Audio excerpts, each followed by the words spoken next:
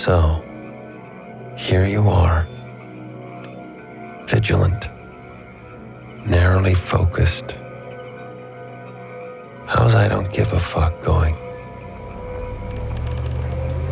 What's ultimately interesting to me about this sequence is neither of these guys seem to be enjoying themselves, and that always seems to be such an added layer to most fight scenes in movies, is the sheer sadism that is gifted the proceedings by the villain. And I really like the idea of beginning in sort of cowardice. There was nothing about this that was, the samurai meeting the other samurai on the road. This was like, no, I'm going to sneak up behind you and shoot you in the back of the head if I can get away with it. And that's what the plan seems to be until, obviously, things go awry. David definitely was searching for some kind of an elevated sense of fear that he wanted to get from the audience. And of course, he photographed it completely in the dark. Well, David said to me he wanted it dark. He said, I want this to be a fight scene that exists almost exclusively in the dark. I said, great, Then I started to have a little bit of anxiety, actually, about how dark it was and whether or not I had gone too far. And David said, there are things we need the audience to see, and then there are things that they only need to hear, and then there are things that they can infer. We lit the entire scene once, and it was great because we were able to rehearse things and shoot it in sequence that way. He hears the brute taking a shower. He hears the television coming from the other room, and these things jump around in perspective with the picture cuts that Kirk created. So the sound was to indicate, oh, this guy has no idea that he's going to get ambushed, but then we, as the audience, are completely surprised because it's the other way around, in fact. And if you're a garden lover, prepare to be very excited, because this is one of the oldest country gardens you've visited. Stick to your plan. I love the whole setup of this. I love the stretching of it, how slow it is. Anticipate, don't improvise. It's a great example of what the movie is. Killer is in control here. Trust no one. It's steady, it's exacting, until it's not. Fight only the battle you're paid to fight. It really started with Dave McComer's Stunt Viz. Dave McComer took the designs of that set, constructed it on an empty stage floor out of cardboard boxes, and then they choreographed and rehearsed it over the course of, God, it must have been several weeks or months, maybe. The first thing that I did was go into the dark corners of the internet and just start watching actual footage of, that people caught on street corners with their iPhones of people legitimately beating the crap out of each other. The things that would always make me just react were the big slam.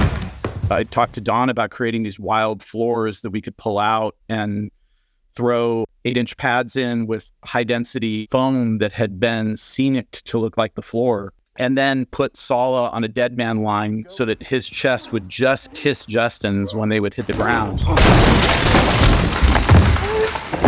From that moment on, it's a potpourri of noise and props, very specific articulations of glass. Not only are we seeing the practical props, but then all the beautiful, subtle uses of CG that creates this incredibly anxious, intense sequence. I love the TV. We discussed this initially as a way that Justin would be so backlit that you would never know that it was him.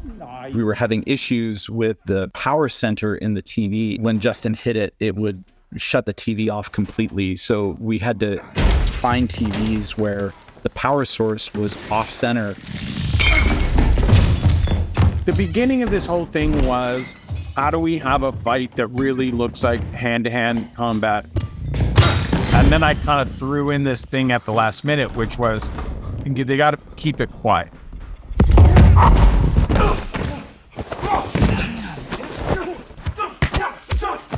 The stunt world, the sounds that we make are a form of communication. Making sure that the other guy knows that your cadence is correct. And if his sound timing is off, even if I'm not looking at him, I know I have to adjust. There's a lot of grunting and huffing and puffing and ugging and, to me, I want this to be the world's quietest fight. only in so much as that these two guys didn't want to wake up the neighbors who would then call the cops on them. And I was like, let's take it all out. It's just going to be bones breaking and crushing plaster. And it was really kind of disconcerting the first time you saw it, because you were like, well, they don't feel like they're hurting each other. It's like, well, they are hurting each other. And Ren has yet to decide whether or not the audience will feel that.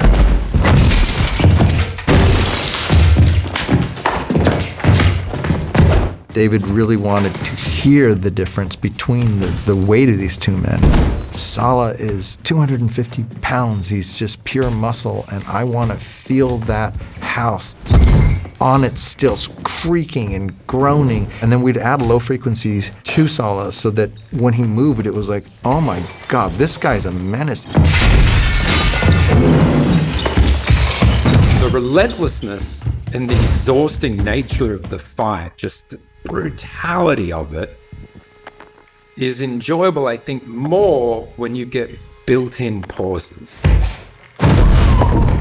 So that you can hope that it's over and then go, oh shit, it's still happening.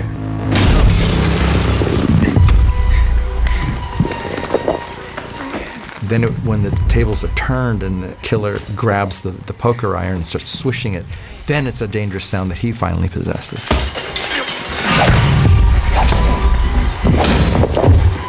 What's really interesting about how Trent Reznor and Atticus Ross came up with the music here was that it's part visceral, part panic, in a way almost horror-like, almost painful, which is exactly by design.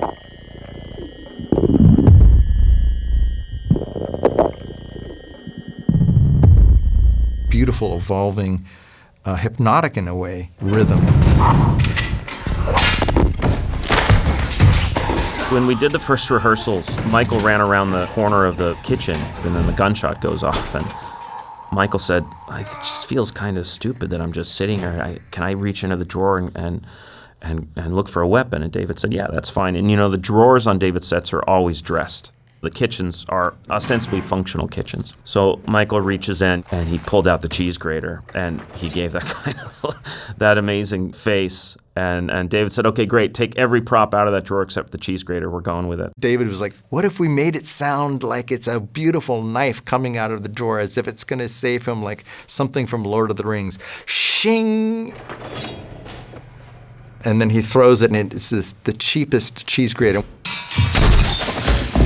There was a master plan of let's show everybody the house quietly, and then the fight will go around the house again and conclude with where you started, which helped with finding the weapon under the bed. We didn't want to cross a line. We didn't want to use really long lenses and disorient the audience. We wanted to be the information to be very clear geographically.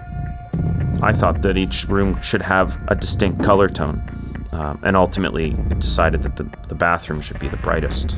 They're sort of orbiting the bathroom, and that's, of course, where the climax of the scene happens. So I like the idea of the bathroom being kind of the beacon. And it also gives you a moment to see this guy is committed to the destruction of Michael Fassbender at this moment. That door opens, Fassbender's going to die. Ultimately, it was the most satisfying to find his hand coming under the bed. Most people... Not showing the killer until after he'd shot. But you could cut that completely differently. It could be the killer raising the hand up and firing the first shot and then go... There was a lot of different ways to portray that. Diva is an incredible dog. We were having trouble getting Diva to settle down and sleep on that pad in the beginning. And we ultimately LiDAR scanned Diva with my iPhone. So the wide shot at the beginning of the sequence is CG Diva, courtesy of my iPhone. One of the things that we had to do as a special effect was go in and take her tail off because she's so happy to see Sala every time. That was quite a commitment. There was a lot of stuff with that dog shot through a chain link fence.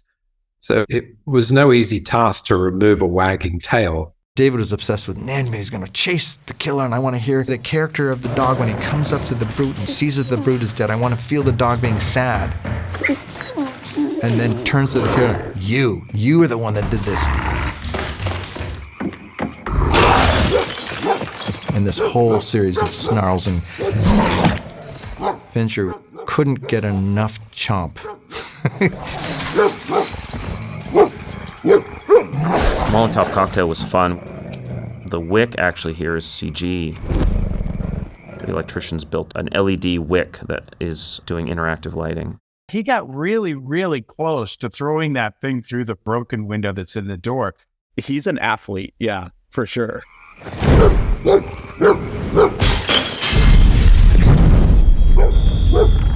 I've done that walk at the end of the day. Broke my ribs and separated my shoulder and didn't want to tell anybody on set that it had happened, and then got back to the honey wagon and couldn't take my shirt off because I couldn't lift my arms. This is what it takes. What you must commit yourself to if you want to succeed. Simple.